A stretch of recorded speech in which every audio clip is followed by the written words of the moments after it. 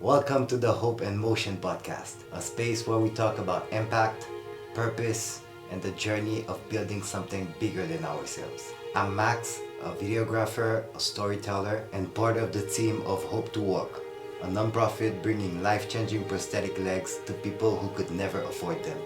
Most of these conversations will be with my mentor and the founder of Hope to Walk, Phil Johnson, a man whose vision and heart have inspired me in ways I can't wait to share with you. Together, we'll dive into the stories, the struggles, and the incredible moments of hope that come from serving others. Because we believe everyone has the power to make a difference, and maybe this podcast will help you find yours. Let's get started. How can we ask it more simple? But what's your story? What do you think that played a big role to who you are today in your life? Um, Probably, I would say there's a lot of different things that formed my life, but tragedy, naturally. Um, I, my stepmother was a big influence on me throughout my life and kind of formed the personality and the person that I am. And seeing poverty in real form and being blessed on my end to have and seeing people that have nothing. And so it's shaped me into a more humble, appreciative, um, giving person. Interesting. Um, Usually, it's very tragic moments that shape us, and definitely having seen a lot of poverty around makes us very much more grateful in our life. So that leads me like to this question: like, you live a life of service. Um, why do you value that so much? I would say because of being blessed. Um, when I spent most of my life in the medical field doing prosthetics and orthotics, and with that, I've made a living learning and giving the ability of people to walk, and whether it's through bracing or even through legs, prosthetics. And so making a living, a good living, doing that, I feel like it's my time to give that back. And so when I see the need around the world, 58 million people can't walk because they can't afford prosthetics. Um, that's, it's unfathomable that we live in a world where, that could be fixed. And it's not a priority naturally. But so my goal is to do as much and do the best that I can to solve that problem or at least make a dent in it. Wow. So that definitely like led you to create Hope to Walk. So let's dive into Hope to Walk. What is Hope to Walk, and why and how did you end up creating it?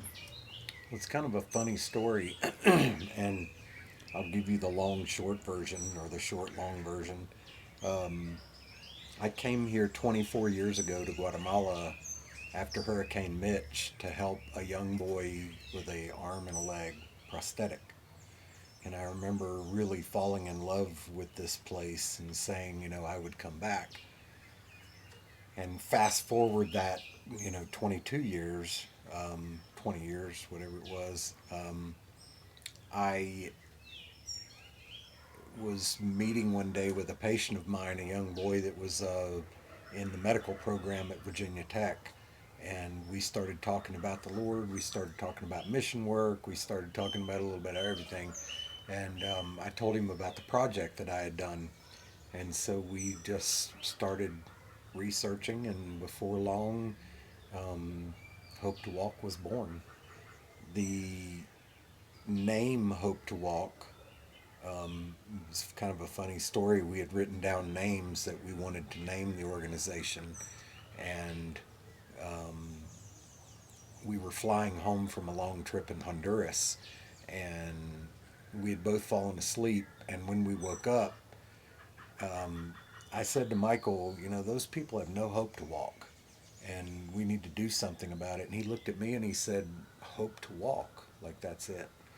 And so that's kind of how the name began, and that's really the beginning of Hope to Walk. And we've been through huge ups and downs, but you know, we want to stay a really solid, positive organization that gives back to communities, gives back to people's lives, not only in the form of prosthetics but jobs.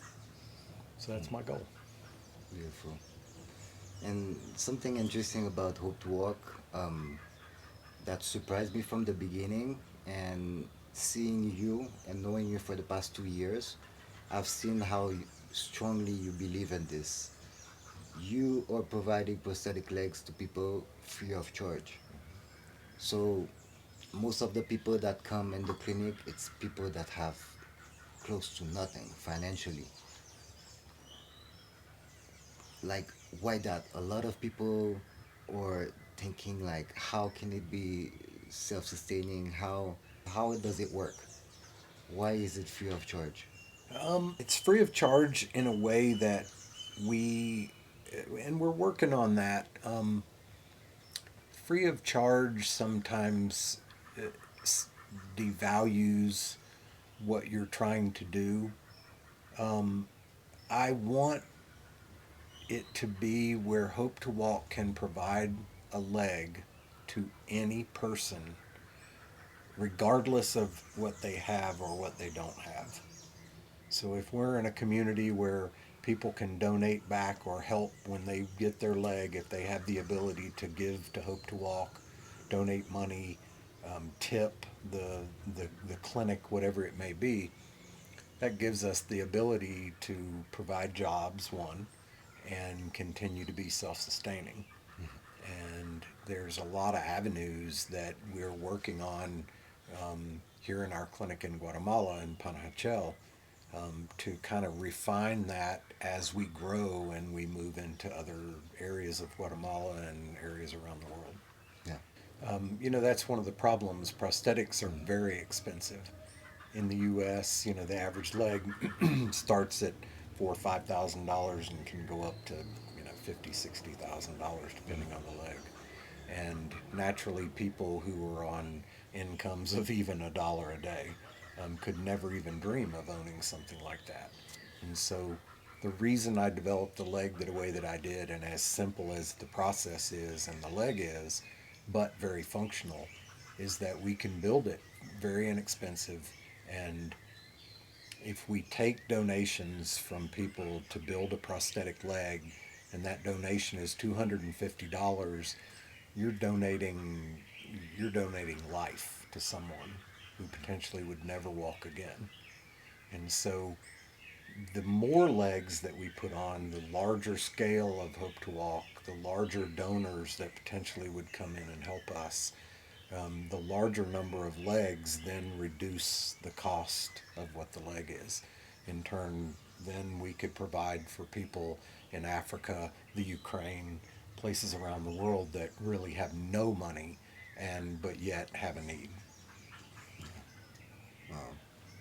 Yeah. And like so it's all about giving back, you know, and it seems to be very very important in both of our lives. That's a value that we have really in common. So why do you think it should be something important for people to consider in their life in giving back in general? Um, it kind of goes back to the movie that we watched, paying it forward. If every person in the world, rich or poor, were to pay one thing, more or less three, but one thing forward where everyone did something good for one other person in their life, think of how much better the world would be. And so, you know, the more that I can not only do for people, but show people that I'm actually giving them something that they could have never afford to buy. And that's kind of it's kind of ironic when we're in the clinic where people will they'll come in and they can't believe that they're actually going to get this leg for free. They're always looking, thinking, something's going to come up. Or we've even had people come in, a girl who had parents called the police ahead of time and called her throughout her trip to come see us because they were worried we were going to kidnap her. But when we build a reputation of being good, and the word gets around through our videos, through social media, through exposure of Hope to Walk, the more we can do, the more people we can help, and the statistics of 58 million people not being able to access prosthetics will no longer be there. And when I know, like in every process, there's hard times, there's challenges coming along the way. Definitely. Um, what has been your way of going through this? Being hard moments, it's something that everyone goes through. But what has been your process for that? One, being tough. Two, having the drive to never quit. And three, knowing that what I'm doing is helping people around the world change their lives, give them back a life when they've lost a limb. And so I would say that. You have a tattoo that is interesting, which is remember why you do what you do, Hmm. and that's like one of the things that you just listed right now. And it's this reminder also, remembering why you do what you do. Hmm. Yeah, and I've said that since the beginning of Hope to Walk because there have been really tough times, financial issues, travel issues. I could go on in a list, being sick, just numerous things. But everything that we've done to this point is worth it, and it's just been an amazing journey. It's super cool. Wow. I'm so glad to be joining you in this process because I feel that I'm learning a lot every single day, and Cool. just being next to you and crafting around what you do. Well, even with yourself, it takes a very special person. Um, if everyone were the same in the world, we wouldn't have problems. And so, in order to do what we do, because it's a very stressful lifestyle, there's been months I've lived out of suitcases. There's been months I haven't been home for months. It's tough to have a life like that. But you have to decide the importance of changing people's lives and being able to work with someone who feels the same and wants the same. And so, passing on the knowledge that I've learned over 60 years to someone who's one willing to learn and is going to continue to carry that ball forward, when I'm not able, is the most important thing of the structure of Hope to Walk. Actually, like you're saying, you gotta love it. You have to love it. Yep. Um, Being of service to other people and everything. Because even with our, like, the employees of Hope to Work, the people joining our team and everything, there's this empathy that as a value that they need to be able to have, like certain things, certain charisma. We want them to be able to receive the patients, remind them that it's their day, that day. And if they come with their problem and start yelling at patients or whatever, that would have a bad effect. Hmm. So these are, I feel, the kind of stuff that we are doing in a way that is very, very powerful and beautiful, you know. I met a guy that has been a big influence over a very short period of time, but he said to me one day, he said, if you could be anything or hope to walk could be known as anything, what would that be? And the first thing that popped out of my mouth was good. And he said, what do you mean? That's cool, but what do you mean by good? And I said, I want Hope to Walk to be an organization where people can look and anything. They can look at the transparency of what we do and say, wow, like this organization is the one. If they ever looked up what's the best nonprofit, in the world, Hope to Walk, I would hope would be in the top of that. I want to be a good steward of money. I want to give as many legs as we can at the best price that we could ever put them on someone, and so we can continue to help people around the world. That's amazing, and I'm excited. Let's keep Well, on we're going to going. make it happen. That's Let's keep on going. that's the other thing. I have zero doubt. I believe that I have a purpose in life. God has given me talents that I'm just I'm proud in the fact that I've have talents that I can pass on that possibly will change people's lives. I had a lady one day tell me that I was an angel, that God had told her that an angel would come and build her a prosthetic leg because she wanted to die by after losing her leg to diabetes. And I remember thinking to myself that night, wow, like someone actually thought that I was an angel who came there to help them. And I would have to say that's probably the pinnacle, highest point. Oh, yeah, That's why I do what I do. that's beautiful, and I'm very happy about us starting this process and to be able to start sharing stories along the journey, because I feel that there's so much happening every day that it would be a kind of loss, and also it's a way to be able to share your legacy that is very, very interesting. And so for Hope to Walk right now, like, just to finish this first episode, um, how can people be part of this? How can people get involved and Hope to Walk? In the 10 years of doing this, after a while, you have so many questions that are asked. And that being, people will say, as we explain what we do, they say, oh, how can we help? Well, there's numerous ways to help. Financially, naturally, we have an organization that, it takes money to do what we do.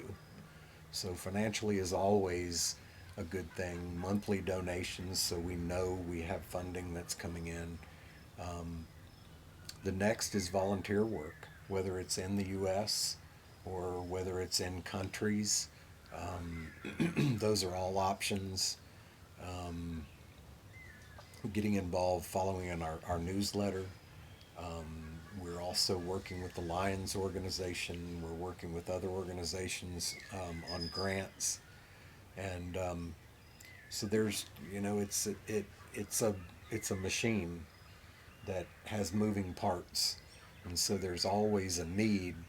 And so I would say to people who potentially are retired or have extra time, who have a specialty, accounting, logistics work, whatever it possibly is, reach out and say, hey, I'm good at this. Is there a need? And I'm sure that there is something that we could, connect with.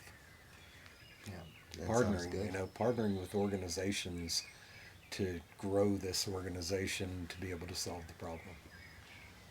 Then you guys heard it. You're gonna see links at the bottom. You'll be able to click through, go follow us on social media. We share stories weekly, and please Let's join the team, join the vision, join the mission, and we'll be here, guys. Thank you. Thanks. Peace.